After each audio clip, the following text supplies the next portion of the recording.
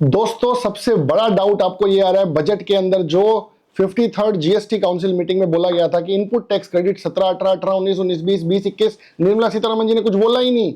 क्या उसका इनपुट 30 नवंबर 2021 तक अलाउ होगा? सेक्शन 16 के अंदर क्या अमेंडमेंट की गई है जीएसटी के एक्ट में?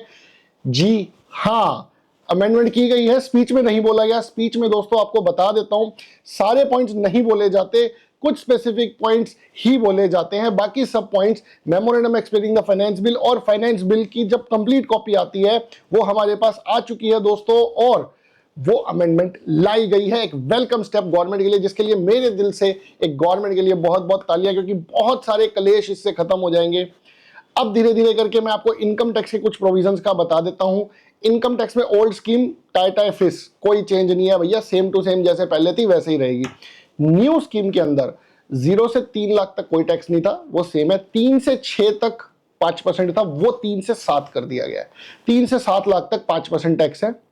7 से 10 10%, 10 से आगे वही सेम स्लैब रेट रहेगा। मैं आपको रिपीट भी कर देता हूं, 10 से 12 15%, 12 से 15 20%, और 15 से ऊपर 30%, वो सब सेम रहेगा। बस 5% का जो स्लैब रेट था वो 3 से 6 की बजाय 3 से 7 पे शिफ्ट कर दिया है। न्यू स्कीम के अंदर ही आपकी स्टैंडर्ड डिडक्शन 50,000 से 75,000 हो गई है। फैमिली पेंशन 15,000 से शायद 20,000 या 25,000 हो गई है, प्लीज क्रॉस वेरीफाई कर लीजिएगा, उसको बढ़ाया गया है। इक्विलाइजेशन लेवी को रिमूव कर दिया गया है। एनपीएस भी नई स्कीम में दी गई है दोस्तों, 10% से उसका रेट ऑफ इंटरेस्ट 14% कर दिया गया है, प्लस न्यू स्कीम में उसकी डिडक्शन अलाउ कर दी है। अभी तक एनपीएस की कोई डिडक्शन ओल्ड स्कीम में अलाउ होती थी, न्यू स्कीम में अलाउ नहीं होती थी। तो गवर्नमेंट ने बोला यार एनपीएस बंदे ने 50 साल के लिए खोल दिया, 20 साल 25 साल 30 साल के लिए एनपीएस में वो पैसा डाल रहा है और उसको डिडक्शन नहीं दे रहे, तो गवर्नमेंट ने डिडक्शन अलाउ कर दी है। Long term capital gain from sale of equity oriented mutual funds और शेयर्स, जो 1 लाख रुपए की लिमिट थी, गवर्नमेंट ने उसको 1.25 लाख रुपए एनुअली कर दिया है। 1.25 लाख रुपए अब आप बुक कर सकते हो प्रॉफिट बिना कोई टैक्स दिए। और दोस्तों फ्यूचर्स एंड ऑप्शंस के अंदर सिक्योरिटीज ट्रांजैक्शन टैक्स को बढ़ा दिया गया है, जिसकी वजह से आपको सेंसेक्स गिरता हुआ दिखेगा, लेकिन ये बहुत ही छोटा सेंसेक्स गिर रहा है, ये वापस जंप करेगा। और दोस्तों इसके अंदर इन्होंने चेंज किया है, लिस्टेड फाइनेंशियल एसेट्स को 1 साल का पीरियड कर दिया है शॉर्ट टर्म के लिए, 1 साल से ज्यादा है तो उसको लॉन्ग टर्म कर दिया जाएगा। इनकम टैक्स के अंदर विवाद से विश्वास एक स्कीम लाई गई है, और उसके तहत अभी प्रोविजंस आएंगे, वो आपको डिटेल में हम समझाएंगे कि उसमें क्या चेंजेस आए हैं। अपील के लिए जो मिनिमम अमाउंट गवर्नमेंट ने डिसाइड किया है, ट्रिब्यूनल में केस गवर्नमेंट तभी फाइट करेगी जब डिमांड 60 लाख या उससे ज्यादा होगी, हाई कोर्ट में 2 करोड़ या उससे ज्यादा होगी, और सुप्रीम कोर्ट में 5 करोड़ या उससे ज्यादा होगी। मतलब छोटे केसेस गवर्नमेंट आगे टेक केयर करना ही नहीं चाहती। गवर्नमेंट कहती है बड़े केस है तो हम लड़ें, अदरवाइज रहने दें।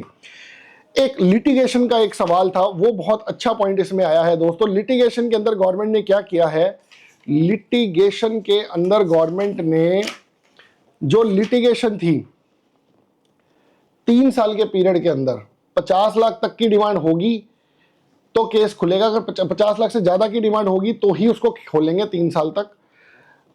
अगर उससे ज्यादा की डिमांड है तो 5 साल तक खोल सकते हैं।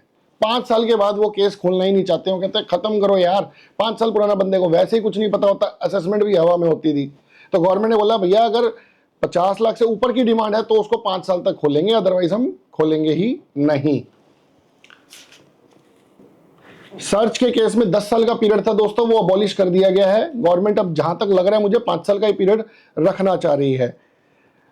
और दोस्तों आपको बहुत जल्दी हम एक पूरी डिटेल्ड वीडियो इनकम टैक्स और जीएसटी और कस्टम्स में भी बहुत सारे प्रोडक्ट्स के ऊपर, जैसे गोल्ड है उसका कस्टम ड्यूटी का रेट गवर्नमेंट ने घटाया है, उससे होगा क्या, गोल्ड सस्ता होगा, इसीलिए आप देखोगे गोल्ड का प्राइस टूट गया। इसीलिए गोल्ड का प्राइस टूट गया क्योंकि गोल्ड सस्ता होने वाला है, लोग नहीं खरीद रहे और सुनार बेचने पे उतारू हो रहे हैं, भैया पुराना स्टॉक है बेच दो, अगला स्टॉक तो सस्ता आएगा। ठीक है दोस्तों। और एक और चीज दोस्तों, कस्टम्स के अंदर provisional collection of taxes act 2023 लगता है, प्लीज नोट। आपको लग रहा होगा कस्टम्स तो अभी लगेगा जब बजट पास होगा।